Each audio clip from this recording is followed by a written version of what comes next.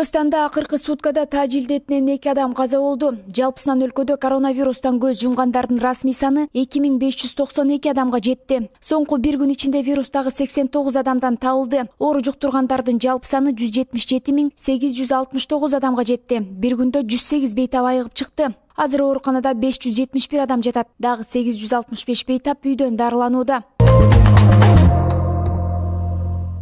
Өзбекстан Олий Мажлисинин Сенатынын төрайымы Танзила Нарбаева расмий иш сапары менен Бишкекке келди. Жогорку кеңештин басма сөз кызматынан маалымдашкандай, парламенттик делегацияны Жогорку кеңештин төрагасынын орун басарлары Аида Гасмалиева жана Нурбек Сыдыгалиев, Өзбекстан менен кызматташуу боюнча депутаттык достук тобунун жетекчиси Мамасадык Бакиров тосуп алды. Иш сапардын алкагында эки тарап бир катар жогорку деңгээлдеги жолугушууларды өткөрөт. Мындан тышкары Танзила Нарбаева кыргыз-өзбек ишкер аялдарынын форумуна катышат.